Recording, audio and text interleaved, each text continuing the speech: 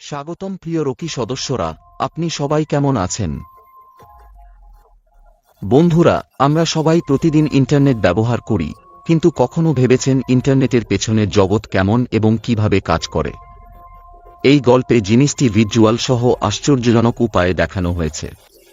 তাই শুরু করি এই সাইবার হাইস্ট। তাই সিনেমার শুরুতে আমরা টম নামে একজন হ্যাকারকে দেখি, বন্ধুরা, যার বস ফ্রেন্কি হংকংয়ের একজন বড় ব্যাংক ম্যান স্যাং ব্যাংকে হ্যাক করতে বলে। মিনসেং ব্যাংক কিভাবে লাইন তৈরি করল এবং 1 মিনিটে টম ব্যাংকের সব সার্ভার হ্যাক করল।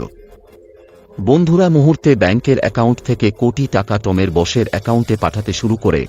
একই সময় স্কাই ম্যাজিক প্রোর সদর দপ্তরে হট্টগোল চলছে, কারণ সব এমপ্লয়িজ নিজেদের কম্পিউটারে বসে কোনো জাহির আক্রমণ রোধ করার চেষ্টা করছে। এবং আমি আপনাকে বলেছি এই সাইবার আক্রমণ কে করিয়েছে? টম। কিন্তু টম ব্যাংকের সার্ভারে আক্রমণ করেছিল। Sky magic pro cyber security কোম্পানির লোকজন টেনশন পায়। বড় ব্যাংকের সাইবার সিকিউরিটি হ্যান্ডেল করে এবং ঘটনা ম্যানেজ করে। সাইবার আক্রমণকে রোধ করে যেখানে মিনসেং ব্যাংক। বন্ধুরা, এগুলো একটি বিশেষ ক্লায়েন্ট যেখানে তাদের এই সিকিউরিটি দেখার কাজ থাকে। সব মিনসেং ব্যাংক সাইবার ট্রানজ্যাকশন রোধের চেষ্টা করছে, কিন্তু আমরা দেখি তা খুবই খারাপভাবে ব্যর্থ হচ্ছে। কেউ টমের কোড ব্রেক করতে পারছে না। টম ব্যাংক হ্যাক করেছে। কিন্তু তখনই আমরা জানতে পারি যে ফ্রেন্কি, যিনি টমকে এই সব কিছু করতে বলেছেন, তিনি একই সাথে এই সাইবার সিকিউরিটি কোম্পানিতে সিনিয়রও। তিনি ব্যাংকের সার্ভারে আক্রমণ করাচ্ছেন, টম কোম্পানিতে না থাকলেও নিজের হাতে সব হারাচ্ছেন। সেই কোম্পানির একজন এমপ্লয়িজ জেসন কেভিনকে কল করেন এবং আমরা তাদের কথাবার্তা থেকে বুঝতে পারি কেভিনের পিভি নামের মেয়ে আছে। বন্ধুরা, তার হার্ট সার্জারি করায় কেভিন কাজ থেকে দূরে স্কুলে ভর্তি করে চেষ্টা করছে। অসুস্থতার কারণে ববি গত 3 বছর স্কুল যায়নি, তবে কোম্পানির কল পেলে মুহূর্তেই পৌঁছে দেয়। কেভিন সেখানে দেখে সবাই মিলে ওই সাইবার আক্রমণ রোধ করার চেষ্টা করছে, কিন্তু কেউ পারছে না। হ্যাকার ইতিমধ্যেই সার্ভার সম্পূর্ণ নিয়ন্ত্রণে নিয়েছে, যা থেকে কেভিন বুঝতে পারে যে একইভাবে করলে হ্যাকারকে রোধ করতে পারবে না। তাই বন্ধুরা, কেভিন তার নতুন তৈরি ফায়ারওয়াল এক্স দ্রুত সিস্টেমে লঞ্চ করে এবং এর কিছুক্ষণ পরই হ্যাকারের কারণে কিছু অবৈধ ট্রানজাকশন থামিয়ে দেয়। এবং তারপর সবাই কেভিনকে খুব খুশি হয় যে সে সেই কাজ করে দেখিয়েছে। কেউ করতে পারছিল না। বন্ধুরা, ছাড়া আপনি অনুমান করতে পারেন ফ্রেন্কি কে হতে পারে, যিনি কেভিনের সিনিয়র এবং এই আক্রমণ পরিকল্পনা করেছেন। কিন্তু বন্ধুরা, সরাসরি কেভিনকে প্ল্যান বদলের অভিযোগ করতে পারে না, তাই ফ্রেন্কি নতুন অজুহাত তৈরি করে চিৎকার করেন, তুমি কেন নিজের তৈরি ফায়ারওয়াল অবগত না করেই ইনস্টল করেছ? কোম্পানি ক্ষতি হলে বন্ধুরা কেভিনকে চেক করবে। কেভিন আক্রমণ রোধ করার কারণে তাকে দ্রুত শান্ত হতে হয়। আমরা জানি যতক্ষণ না সে থামায়, ব্যাংক থেকে টাকা চলে গেছে। পাওয়া টাকা ফ্রেন্কি চাওয়ার চেয়ে বেশি। ব্যাংকের ট্রানজ্যাকশন ইতিহাস ডিলিট হয়েছে। হ্যাকার ব্যাংক থেকে টাকা কোথায় পাঠিয়েছে বোঝা যাচ্ছিল না, এখন বেশি টাকা এসেছে। তো ফ্রেন্কি কেন রেগেছিলেন ভাই? পরের সিনে জানবেন তিনি একা নন। এখানেও কোম্পানির ম্যানেজার চ্যানও এতে যুক্ত। বন্ধুরা, জেভেন জিজ্ঞেস করেছে, ব্যাংক থেকে নির্দিষ্ট টাকা তুলতে বলার সময় আপনি $500 মিলিয়ন বেশি তুললেন। ফ্রেন্কি বললেন, আমারও প্রয়োজন। এই কারণে আমি নিজেকে একটু বেশি টাকা তুলেছি। এবং বন্ধুরা, রুলডিভাবে ফ্রেন্কি বলে চলে যায়, ফলে চ্যানের মুখে সুখ দেখা যায়। এখন বন্ধুরা, আমরা পং নামে একজন বড় মাফিয়াকে দেখি এবং তখন আমরা জানতে পারি যে আসলে পংই যিনি ফ্রেন্কি এবং চ্যানকে এই কাজ করিয়েছিলেন, অর্থাৎ এই বসের বাউজো হং। তখন চ্যান ফ্রেন্কিকে জিজ্ঞেস করেন, এইবারে প্ল্যান থেকে বেশি টাকা কেন লুটে গেছি? এই সময় চ্যান সঠিক উত্তর দেননি। জানতে চাইলে বলুন। পং চ্যানের ভাই বিষয় নিয়ে ওয়াইকে আসে। সেখানেই সামনে তার লোককে জীবন নেওয়ার আদেশ দেন। পরে চ্যান কেভিনকে বলেন ফ্রেন্কি প্ল্যান পরিবর্তন করে লোভের জন্য বেশি টাকা নেননি। বন্ধুরা, এটি শুনেই পং রেগে ওঠে এবং সাথে আপনার এমন একজন মানুষ যা সঙ্গে আসলে আপনি জানতেই পারেন যে পং কতটা বিপজ্জনক ব্যক্তি। পং চ্যানকে ফ্রেন্কি ও তার পরিবারকে ডিনারে আমন্ত্রণ জানানোর জন্য বলে, যেমন চ্যান বলেন। পরের মুহূর্তেই ফ্রেনকি তার পরিবারের সাথে চ্যানের বাড়িতে যাচ্ছিলেন। পং হ্যাকারদের মাধ্যমে ফ্রেনকি গাড়ি নিয়ন্ত্রণ করলেন। গাড়ির গেট লক করে স্পিড 150 কিমি ঘণ্টায় সীমাবদ্ধ করেন, ফলে ফ্রেনকি নিয়ন্ত্রণ করেন না। এর কারণে ফ্রেনকি ও তার পরিবার দুর্ঘটনায় পড়ে সন্তানরা মারা যায়।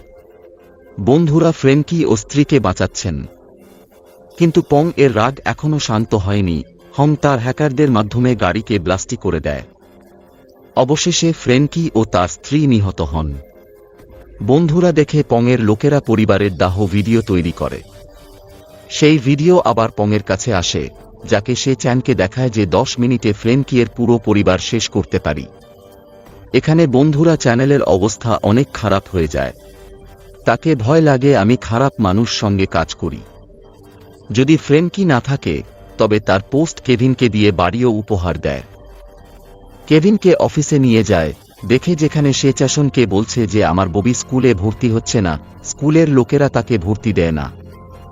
এর কারণ হলো একজন শিক্ষক ভর্তি স্বীকার না করে $5 মিলিয়ন চাচ্ছেন, এবং এই টাকা আমার কাছে নেই। এবং বন্ধুরা তখনই আমরা একটা সিন দেখি যে কেভিন এজন্য হতাশ হয়ে স্কুলের সার্ভার হ্যাক করে তার মেয়েকে ভর্তি করতে চেষ্টা করে। এই কাজ তার জন্য বড় ব্যাপার ছিল না, কিন্তু ভুল পথ হওয়ায় সে রোগ করে দেয়। কয়েকদিন পরে কেভিনের ব্যাংকে অনেক র্যান্ডম অ্যাকাউন্ট থেকে কেভিন টাকা উপার্জন চালিয়ে যান এবং মেয়েকে ভর্তি করেন। এজন্য অজানা কেউ তার পক্ষ থেকে ডোনেশন ফি জমা দিয়েছেন। বন্ধুরা সেই শিক্ষককে তার টাকা দিয়েছিল, যা কেভিনের জন্য আশ্চর্য ছিল, কারণ সে বুঝতে পারছিল না। কিন্তু তাকে দ্রুত উত্তর আসে। জেইন তাকে ডাকে, যেখানে সে স্বীকার করে যে নিজেই সাইবার আক্রমণ করেছিল। আমি নাই করিনি। এখানে বন্ধুরা কেভিনকে যুক্ত করতে টাকা দেওয়ার প্রস্তাব দেয়। আপনি যদি আমাদের সাথে যোগ দেন তাহলে দ্বিগুণ আপনার অ্যাকাউন্টে জমা হবে। কিন্তু কেভিন অফারটি প্রত্যাখ্যান করে পুলিশদের কথা বলে না। এবং বন্ধুরা এখন চ্যান কেভিনকে মনে করিয়ে দেয় যে মনে করো একসময় তুমি খুবই খারাপ মানুষ ছিলে এবং কিছু টাকার জোড়ায় তুমি জেলে থেকেছো, আমাকে জানো। কেভিন বলল, এখন আমি অনেক এগিয়ে গেছি। বন্ধুরা দেখল তিনি ডিভাইস দিয়ে চ্যান ও তার কথা রেকর্ড করছেন। তাকে ইতিমধ্যেই ধারণা ছিল যে চ্যান এখানে এসে এইসব কিছু করছে, কিন্তু জেইন ও বন্ধুরা তাকে এই কথা জানতে পারে। সে কেভিন থেকে ডিভাইসটি নিয়ে পানিতে ঢুকিয়ে দেয় এবং চলে যায়। সন্ধ্যায় কেভিন বাড়িতে ফিরে আসছিল। তখন তাকে পুলিশ অফিসাররা থামিয়ে পুলিশ স্টেশন নিয়ে যায়, যেখানে হেড অফিসার সুভেন কেভিনকে জিজ্ঞেস করে তোমার ব্যাংকে এত টাকা কোথা থেকে এসেছে। প্রথমে অফিসাররা ফ্রেনকির আক্রমণ সন্দেহ করেছিল, এখন পরিবর্তন এসেছে। মনে হচ্ছে কেভিনও ফ্রেনকির সাথে যুক্ত। তিনি টাকার লোভে ফ্রেনকিকে হত্যা করেছেন এবং লুটে টাকায় মানি লন্ডারিং করছেন। কেভিন বলেন, আমি নির্দোষ এবং আমাকে এতে জড়ানো হচ্ছে। বন্ধুরা বুঝতে পারে চ্যানি জড়িয়েছে। কেভিন আবার বলেন যে আমি নির্দোষ, কিন্তু আমার কাছে প্রমাণ নেই। যদি সময় দেওয়া হয় সাইবার আক্রমণের পেছনে কে তা প্রমাণ করব। প্রথমে বন্ধুরা সুভেন বিশ্বাস করত না, পরে কেভিনের কথা মেনে প্রমাণ দিতে বলেন। এখন কেভিন অফিসে কাজ করছেন না। তখন চ্যান টমকে বলবেন আরেকটি ব্যাংকে সাইবার আক্রমণ করতে, যেখানে তাদের $2 বিলিয়ন ওই ব্যাংক থেকে লুটতে ছিল। টম এরপর নিজের কাজে লেগে যায় এবং কেভিনও এই কথা বুঝতে পারেন যে চ্যান অন্য একটি ব্যাংককে এখন স্বীকার করে নিয়েছেন। তাই সে দ্রুত অফিসার সুভেনকে এই কথা বলে। সাইবার আক্রমণ প্রতিরোধে বন্ধুরা কেভিনের আগে থেকেই আইডিয়া ছিল। তিনি আগের থেকে শিখে ফায়ারওয়াল আপগ্রেড করেছেন। ফায়ারওয়াল এক্স ছিল তার সিকিউরিটি এআই। বন্ধুরা এর সাহায্যে কেভিন আক্রমণ অনেকটাই রোধ করে। পাশাপাশি ট্রানজাকশনও হতে চলেছিল। তার যেখানে গিয়েছিলেন তার তথ্য আছে। এখন জেইনের বিরুদ্ধে শক্ত প্রমাণ তার কাছে রয়েছে। কেভিন প্রমাণসহ পুলিশ স্টেশনের দিকে পালিয়ে যান, যেখানে মাঝপথে তাকে চ্যানের লোকেরা ধরা হয়। তারা মারমারিয়ে কেভিনকে পুলিশ স্টেশনে নিরাপদে নিয়ে আসে, কিন্তু তিনি প্রমাণ অফিসারের কাছে দিতেন। তার স্ত্রী এসে বলেন বন্ধুরা এবং বলেন আমাদের মেয়ে পিভিকে কিডন্যাপ করে নিয়ে গেছে। সাথে বন্ধুরা মেসেজে বলেছেন স্বামীর প্রমাণ আমাদের দিতে হবে। তোমার মেয়েকে বাঁচাও এবং এখন না। চ্যান এমন করে শুধুমাত্র প্রমাণ অফিসারের কাছে না দিয়ে ফিরে অফিসে গিয়ে চ্যানকে দিতে হয়। সে চ্যানকে সিস্টেম রিস্টোর করতে বলে, ফলে বন্ধুরা চ্যানের অবৈধ ট্রানজাকশন বন্ধ করে কাজ আর শুরু হতে পারে না। কেভিন তারপর তার কথা মানতে বাধ্য হয় এবং সে নিজেই সিস্টেম ভাঙতে শুরু করে, যার সময় সে খুব চতুরতার সাথে তার মেয়ের লোকেশনও খুঁজে পেয়ে যায়। পিভির হাতে ট্র্যাকিং ওয়াচ থাকার কারণে কেভিন তার স্ত্রী স্টেসিকে লোকেশন পাঠায়। স্টেসি পিভির জায়গায় পৌঁছে ওয়াচন দেয়। পুলিশ অফিসাররা পিভিকে হাসপাতালে নিয়ে যান কারণ কিডন্যাপে থাকার ফলে তার স্বাস্থ্য খারাপ ছিল। তারপরও স্টেসিকে অ্যারেস্ট করে। এটা কারণ তারা জানতে পারে যে কেভিনের কাছে সাইবার আক্রমণ কে করেছে তার প্রমাণ ছিল, কিন্তু তিনি সেই প্রমাণ অফিসারদের দেয়নি, তিনি সেই প্রমাণ মোছা করেছেন। দিল ভাঙ্গা মানায়, তাই কেভিন ও স্টেসিকে ফৌজদারি ঘোষণা ও গ্রেফতার করা হয়। তখন কেভিন বুঝতে পারে যে স্টেসিকে বাঁচাতে তাদের কাছে আসতে হয়। যদিও বন্ধুরা যখন কেভিন বুঝতে পারেন প্রমাণের কারণে তারা তার স্ত্রী স্টেসিকে ধরে ফেলেছে, তার বিরুদ্ধে ওয়ারেন্টও আনা হয়েছে, তাই তিনি এই কারণে খুবই দুঃখিত। প্রমাণ নেই, তাকে চ্যানের বিরুদ্ধে আবার সংগ্রহ করতে হবে, যার জন্য সে তার বন্ধু মাইকের সাহায্য নিচ্ছিলেন। এখন চ্যান কেভিনের ট্রানজাকশন প্রমাণ নিয়ে গেছে, তাই নতুন প্রমাণের জন্য সে চ্যানের ফোন হ্যাক করে এবং সিক্রেট অ্যাপে প্রবেশের চেষ্টা করে। যার সময় তার আইডি পাসওয়ার্ড পাচ্ছেন তখন তার কাছে নেই, তাই সে অ্যাপের সার্ভার হ্যাক করে চ্যানের আইডি পাসওয়ার্ড খুঁজতে লাগেন। তখন বন্ধুরা জানতে পারেন চ্যান অনেকগুলি অ্যাকাউন্ট তৈরি করেছেন এবং বাস্তব জীবনে তার বহু পাসপোর্টও আছে। Multiple fake ID. কেভিন এক একটি আইডি ও পাসওয়ার্ড ট্রাই করেন, যা করার জন্য অনেক সময় লাগে এবং পরে ম্যাচ হয়। লগ ইন করার পর জানা যায় চ্যান সব ডেটা মুছে ফেলেছে। বন্ধুরা পদ্ধতি ব্যর্থ হয়েছে। কেভিন জানতে পারে চ্যান মানি মাফিয়ার জন্য কাজ করছে, তাই কেভিন পংকে ট্রেক করতে শুরু করে, যার সময় সে তার গাড়ির সিসিটিভি ক্যামেরা হ্যাক করে ফেলে। পং গল্ফ কোর্টে তাকে এবং চ্যানকে দেখা যায়। কেভিনের ভাগ্য কি চ্যানের দুর্ভাগা। জেইনের বিরুদ্ধে প্রমাণ নেই এবং পুলিশ জানে যে এতে চ্যান জড়িত আছে, তাই তারা তাকে ধরে ফেলতে পারেননি কারণ তাদের পাস প্রমাণ নেই। কিন্তু বন্ধুরা এই সময় চ্যান নিজেই নিজের পায়ে গুলি চালাতে আসেন। জেইন পংকে মারতে এসেছেন কারণ পং তার ভাই ওয়াই এর সাথে যা করেছে তার প্রতিশোধ নিতে চান। এই রাগে চ্যান এসে পং এবং তার কার্ডকে গুলি চালিয়ে মারেন বন্ধুরা, এবং তখনই কেভিন পং এর গাড়ির ক্যামেরা রেকর্ড করেন, যার ফলে এইসব জিনিস ক্যামেরায় রেকর্ড হয়ে যায়। কারণ চ্যান গাড়ির সামনেই তাদের গুলি চালিয়েছিলেন, তাই এইভাবে কেভিনের কাছে চ্যানের বিরুদ্ধে প্রমাণ আসতে থাকে। সে পরেই প্রশ্ন প্রমাণ ও চ্যানের লাইভ লোকেশন পুলিশের কাছে পাঠিয়েছিল।